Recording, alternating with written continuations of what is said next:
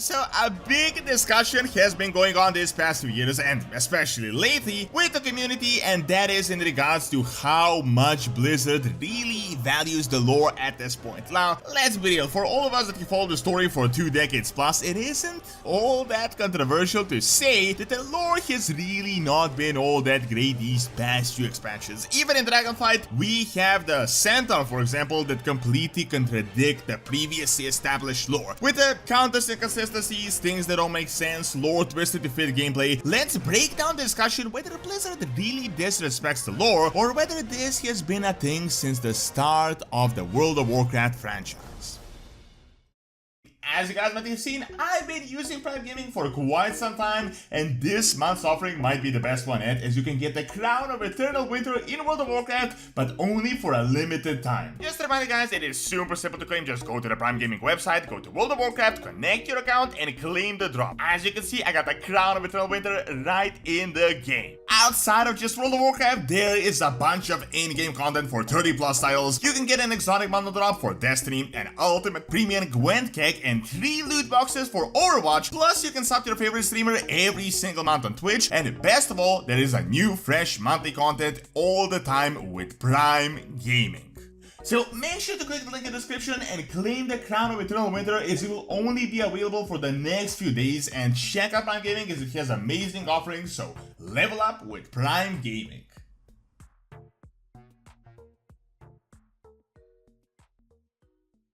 The reality is that Warcraft started as an RTS, and when you think about it, actually it started as a pretty simple storyline of the bad versus the good guys, aliens invading the noble human kingdoms defending themselves. Then they realized things were getting popular, this series is getting successful, so Blizzard started adding more and more depth into the entire storyline, and then with Warcraft 3 we got the nuance of the orcs and how they were corrupted, the Burning Legion, the story about this, and all the other iconic bits of the lore. However, when Blizzard decided to go the mmorpg route, this was a pretty big shift for the overall storyline.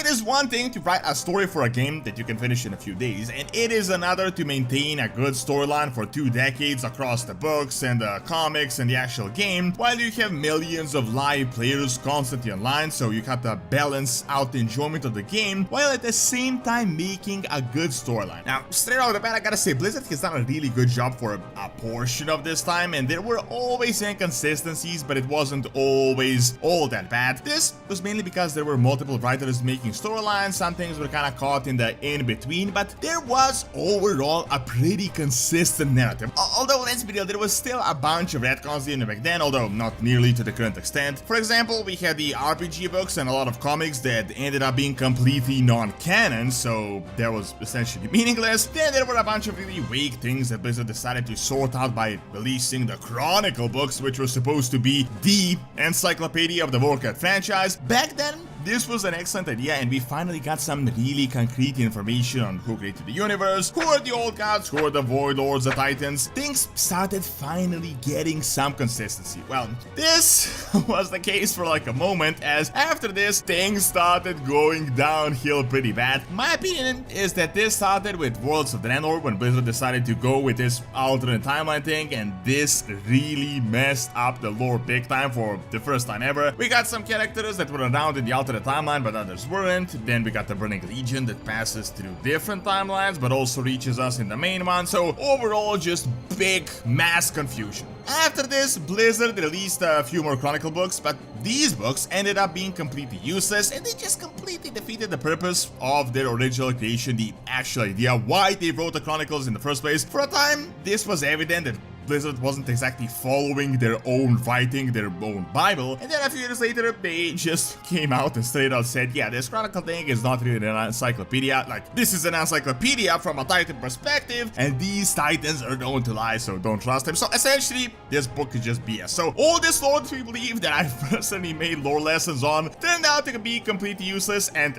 this, in my opinion, is the biggest problem with WoW lore as it is. At the moment, there really is no concrete answer to to anything. I mean, just seriously sit down and just think about it in depth. Like, think about the big forces, any sort of major power. It doesn't really have any sort of concrete foundation, and I feel like Blizzard can just switch out whatever they want at any time, as all this lore is just kinda floating in the air. We got the Titans. Well, yeah, they're big, but they're only inherited the creations of the first ones, and they're also known to lie, so they may just be first one role players. We got the first ones that not a single person can give you an answer to who they are, and I honestly feel like Blizzard doesn't even know who they are. Then we have the Void Lords that were described as the biggest evil ever, but turns out they may not be so evil after all. There's multiple truths. We got the Light that used to be the force that defeated the Lich King through sheer willpower, but now they're crazy lunatics pushing their mission and taking over planets, but they're also kind of the good guys at the same time. So I think you can see my point. It feels like there is no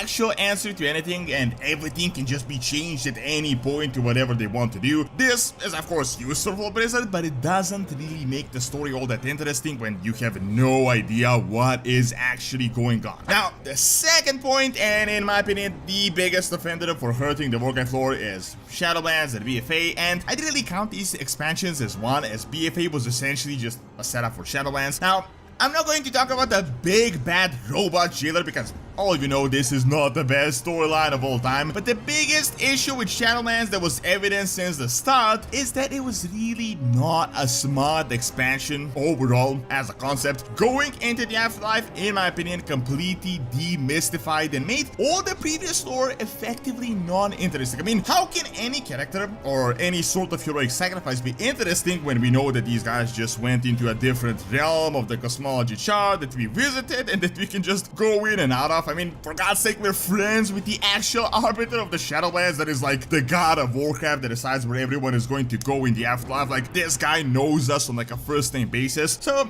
a lot of these sacrifices don't really make any sense, and the previous storylines are just not that interesting with this new lore when everything changes, like the actual infrastructure. However, I would say all of this is really a symptom of a bigger problem, and that is the topic of this video, and that is the question whether Blizzard no longer respects their own lore. The biggest point here to make is that most people that made Warcraft lore and that made World of Warcraft what it is no longer work at the company, so most people creating today's storyline are just making up their own storyline without too much respect for the actual foundation what built the series. Now let's be real, Blizzard always prioritized gameplay over the lore, that is evident since day one, but I do feel like these past few years this shift became a lot more dramatic and lore changes became a lot more frequent. As I said, there have always been retcons and loose ends, but these past few years have been just more than ever before. I remember a few years ago, I really had to dig out to make a top 10 retcons list in all of Warcraft lore, but I easily came up with like 10 retcons just for Shadowlands alone, so yeah, that was quite a change. In my opinion, the biggest shift I have personally noticed is that before, when there was an inconsistency, Blizzard would go to a big effort to explain it, or they made some sort of a storyline that wasn't consistent, and they would then put a lot of work to have it make sense and to not affect the overall narrative all that much. However,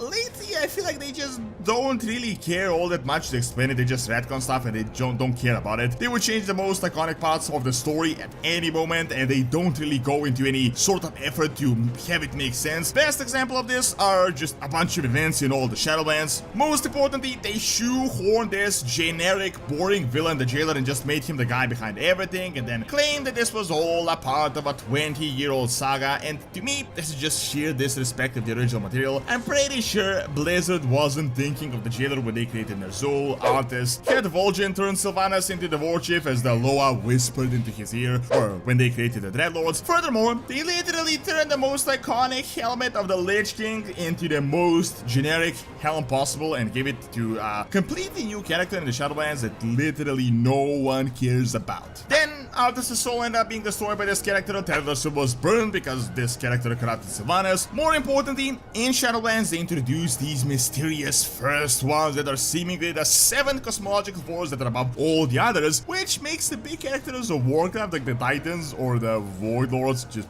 completely useless. Right now, I feel down forever thinking that the old gods or the Titans were important back in Wrath of the Lich King, because After all, they're just minions. There's bigger creatures out there. Now, to not beat a dead horse with a Shadowlands thing, I think most of you can agree with me here. I do still see some of this disrespect with the source material already happening in the Dragonflight Alpha. To not just be negative, I gotta admit there does seem to be a lot of interesting storylines in Dragonflight, although once again a lot of these are retroactively added, such as the Dragon Isles and the Drag Tier. However, there is one particular storyline that is just straight out a retcon of the Chronicle that I don't really see how they're going to explain. You might have seen the Centaur that are on the Dragon Isles, and while they look cool with all these new models, these guys make absolutely zero sense. In the Chronicle, a bit more than 1,000 years ago, the Centaur were created to Terradress and Zeta, so a combination of an elemental and a son of Cenarius, and these were supposed to be children from a forbidden union, the Cursed Dryads, and that is why they're so aggressive and really weird and ugly looking. Now, suddenly, we discovered that there is an entire tribe of them that has been living on the Dragon Isles for over 10,000 years. Of course, Blizzard actually acknowledged this and made a bit of new lore, saying that they are separate from the other ones and they have been guided there by a wild god. But of course, you think about it, this doesn't really make any sense because 1,000 years ago, these guys were supposed to be Cursed Dryads made from a really unlikely union from Terradress that recently awoke. So obviously, to explain this, they're going to either just retcon this lore, they're gonna say this is some sort of a folk myth or something of the sort, which is of course going to disrespect the lore, and once again it is going to make it weak. So I would say that Blizzard does in fact unfortunately disrespect their own lore quite a bit, and it isn't really a controversial statement to say whatsoever. To this, Battle for Azeroth was without doubt the biggest offender and Shadowlands, but I really do hope that this trend doesn't continue in Dragonflight and that they have learned from their mistakes. Thank you for watching. Check out Can the Night Warriors be playable by clicking on the screen, and check out Doran's Academy for videos on real-world history. See you next time.